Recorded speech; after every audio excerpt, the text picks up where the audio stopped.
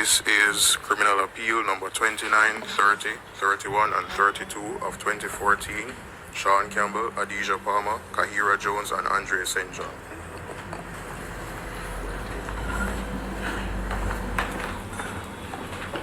If it pleases you, Madam President. Yes, Mr. Clark. It's a pleasure to address you as such, my lady. For the first time, the appearances, Yes. congratulations, my lady. The appearances in this matter for the appellants: John Clark, Isa Buchanan, Alessandro Labiche, and Mr. Iqbal Chevalier. For the Crown, we have Ms. Claudette Thompson, the Acting Director of Public Prosecution, Mr. Yannick Fox, the Assistant Director, and Mr. Rashid Lee from Council are present today, and we're all here with bated breaths, awaiting the court's judgment in this matter. Thank you, Counsel. On diverse days between the 10th and 18th of June 2024, the court heard submissions from counsel in this matter regarding a retrial, that question of a retrial that was remitted from the Privy Council to this court. At the end of the submissions, we reserved our judgment, and the court is now ready with its decision. The decision of the court is unanimous, and we have a judgment in writing, which is still subject to editing in any event because we were trying to make the deadline. What we have done is to extract a summary of our reasons for the decision with the promise to release the full judgment as soon as possible. So what the court has today is a summary which is in writing and will be released. And we have a disclaimer. This summary is provided for the sole purpose of assisting members of the public with understanding the Court of Appeal's decision in this matter. It does not form part of the reasons for the court's decision and should not be used as a substitute for the judgment of the court, which is the only authoritative record of the court's reasons. The full judgment of the court will be made available to counsel and through the court's website at www.courtofappeal.gov.j. On 13th March 2024, the appellants, Sean Campbell, also known as Sean Storm, Adija Palmer, also known as Vybez Kartel, and Kahira Jones and Andre St. John, also known as Madsus, were convicted of the murder of Clive Williams, also known as Lizard. The appellants appealed their convictions to the Court of Appeal and then to His Majesty in Council. On 14th March 2024, 10 years and 1 day after they were convicted in the Supreme Court, the Judicial Committee of the Privy Council recommended that the appellants' convictions be quashed. The Privy Council remitted to this court for determination the question of whether the appellants should be ordered to stand a new trial. Over 6 days, the court comprising Judges of Appeal MacDonald Bishop, P. Williams, and D. Fraser heard arguments by counsel for the appellants on the Crown on that question. The court has considered counsel's written and oral arguments, as well as the authorities and evidence filed by both sides, and has arrived at a unanimous decision. For a fulsome appreciation of the question remitted to this court for determination, and the court's resolution of the issues and sub-issues raised by the parties relative to that question, An abbreviated summary of the background is provided. The allegations in the court below were that the deceased and Lamar Chow, the prosecution's sole eyewitness, had been given 2 unlicensed firearms belonging to Palmer for safekeeping. The appellant Palmer gave Lamar Chow and the deceased a deadline of 8:00 p.m. on 14th August 2011 to return them, with which they failed to comply. As a consequence, Lamar Chow and the deceased were summoned by the appellant Campbell to the appellant Palmer's house at Swallowfield Avenue, Havendale, which we call the Swallowfield premises.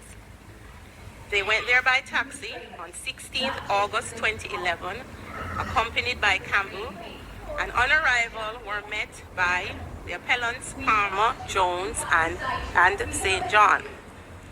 The appellant Palmer asked what plans Lamar Chow and the deceased had for replacing the firearms, to which the deceased replied that he would replace them. They were then both attacked, after which Chow saw the deceased lying motionless on the ground, with the appellant Jones bending over him. Lamar Chow escaped, but the deceased was never seen again, and calls to his mobile phone went unanswered. A team of police officers went to the Swallowfield premises to investigate the alleged homicide. They noticed that the house smelled of disinfectant. When the police returned to the premises on a subsequent visit, they found that the entire interior of the house had been destroyed by a fire. On a further police visit, it was discovered that the rear of the house had been demolished. The police dug at the premises but did not find anything of significance to their investigations. The appellants were taken into custody on 30th September 2011 and subsequently charged for the deceased's murder. They have been detained ever since. The appellants were tried in the Home Circuit Court before Justice Campbell, the trial judge, sitting with a jury. The trial lasted 64 days. During the course of the trial, there were 3 incidents involving the jurors. The first and second incidents are not relevant to these proceedings and will therefore not be discussed. It suffices to state that after the second incident, the jury panel was reduced to 11 members. The third jury incident came to light on 13 March 2014, the last day of the trial judge's summing up of the case to the jury. Following the report of possible jury misconduct, the trial judge convened a hearing in chambers and informed counsel on both sides that he had been made aware that a juror, who we call Juror X, attempted to bribe another member of the jury with an offer of $500,000 to decide the case in a particular way. The trial judge and counsel on both sides questioned the forewoman of the jury in chambers. The forewoman informed them that Juror X had spoken to all the jurors and encouraged them to free the appellants without regard to the evidence. There was no evidence to connect any of the appellants with the activities of Juror X. Faced with the possibility of having to abort the trial judge heard submissions from the Director of Public Prosecutions, the DPP, and Defense Counsel. Despite Defense Counsel's resistance, the trial judge decided to continue with the summing up and handed the case over to the jury that evening. The jury deliberated for over 3 hours and by a majority of 10-1, convicted the appellants of the deceased's murder on the same day. The appellants were each sentenced by the trial judge to imprisonment for life at hard labor, with the stipulation that the appellants Campbell and Jones should serve a minimum of 25 years in prison before becoming eligible for parole, and the appellants Palmer and St. John should serve a minimum of 35 and 30 years, respectively. The appellants were unsuccessful in their appeal to this court and appealed to the Privy Council. The Privy Council allowed the appellants' appeal and quashed their convictions on the basis that the trial judge's treatment of the third incident of jury misconduct was a material irregularity in the course of the trial, giving rise to a miscarriage of justice. In the Privy Council's view, the trial judge should have done more to investigate the third incident of jury misconduct and not rely solely on the forewoman's account.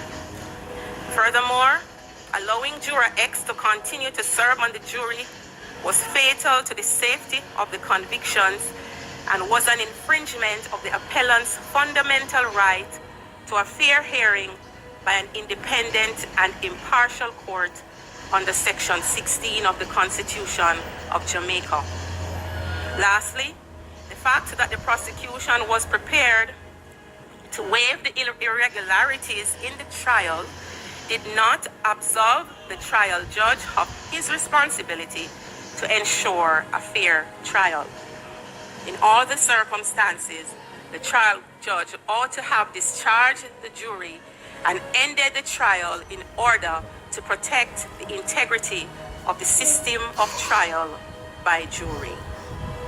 Against this background, the court has to determine whether the interests of justice require that the appellants be ordered to face a new trial or whether judgments and verdicts of acquittal should be entered.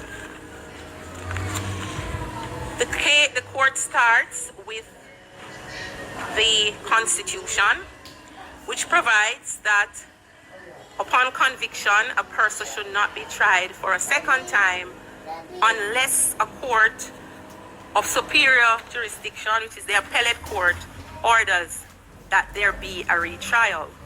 The Constitution did not set out the circumstances in which the court should order a retrial. It is to case law that the court looks to determine what are the principles applicable to the question of whether there should be a retrial. The court looked at all the applicable legal principles governing the question of a new trial, which was set out most authoritatively by the Privy Council in the case of Reed against the Queen. We will not state the citation at this time, but that is in writing. The court also looks at other principles emanating from subsequent cases since Reed, and we have an amalgamated list of those factors. There are 12 factors that the court has considered. The seriousness and prevalence of the offense, that's one. 2, the strength of the prosecution's case. 3, the availability of the prosecution's witnesses and exhibits. 4, the availability of the defense witnesses. 5, delay and whether a retrial can be facilitated within a reasonable time. 6, the time, financial costs, expense, and impact on the court's resources of a new trial if one is ordered. 7, the ordeal to be faced by the appellants if a new trial is ordered.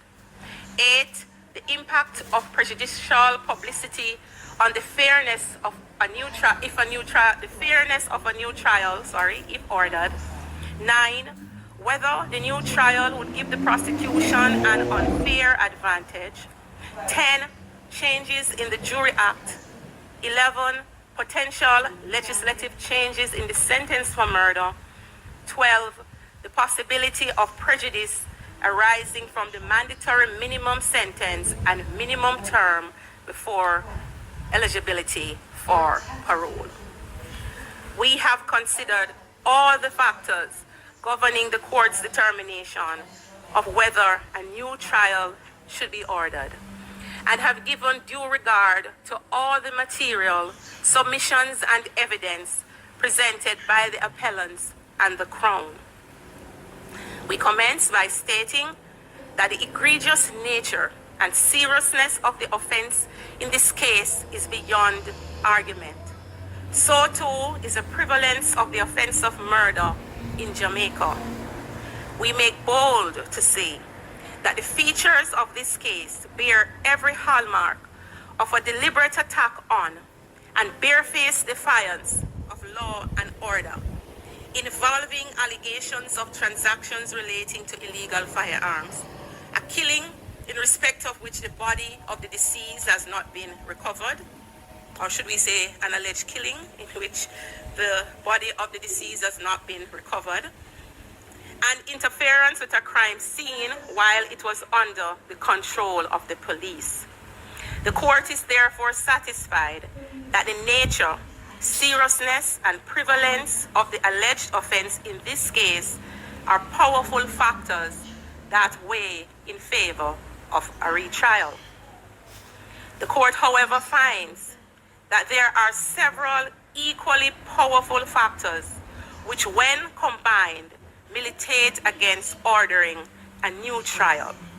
In summary, these factors are the insufficient and inadequate account by the prosecution for the availability of its witnesses and trial exhibits.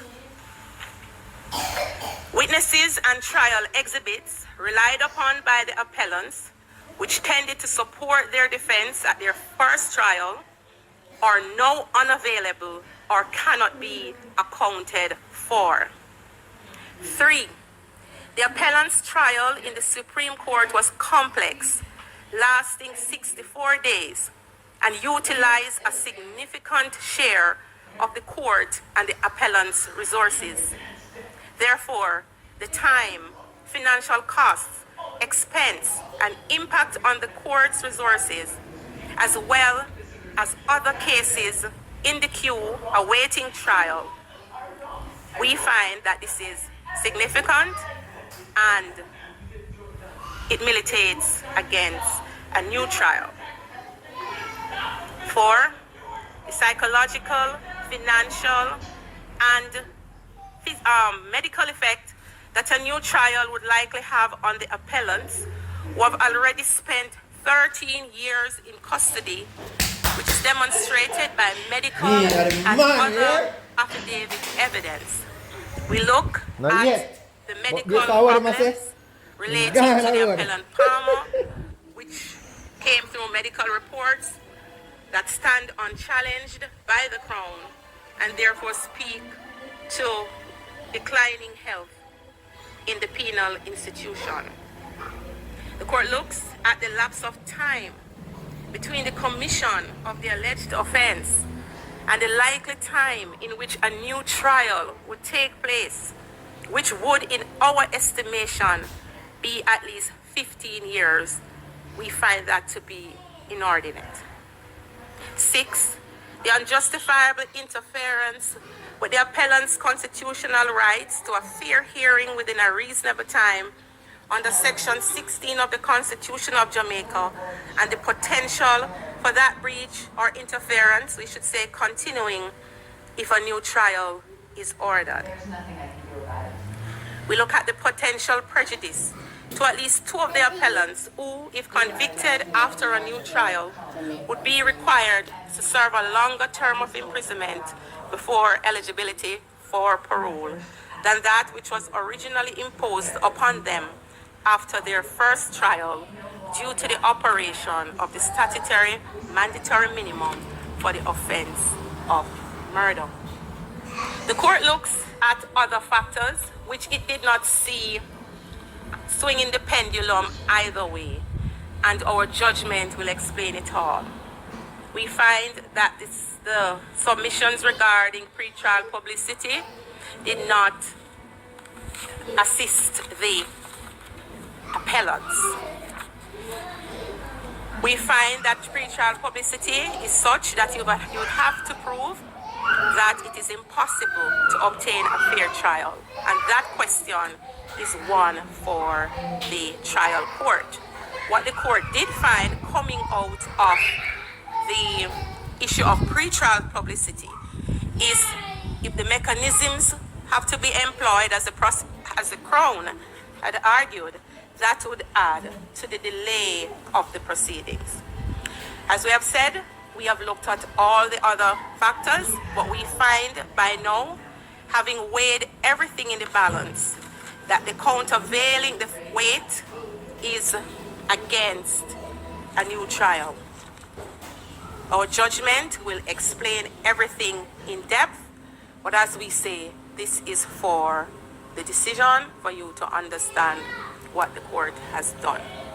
Having regard to all the considerations the court has taken into account, we conclude that the interests of justice do not require a new trial to be ordered for the appellants, and we therefore make the following order. Judgments and verdicts of acquittal are entered in relation to the appellants. Man, a big liar. Just on the record, thank our judicial clerks, My girl, they owe me. They call work right now. Harris Mackenzie and Mrs. Nicole McLennan,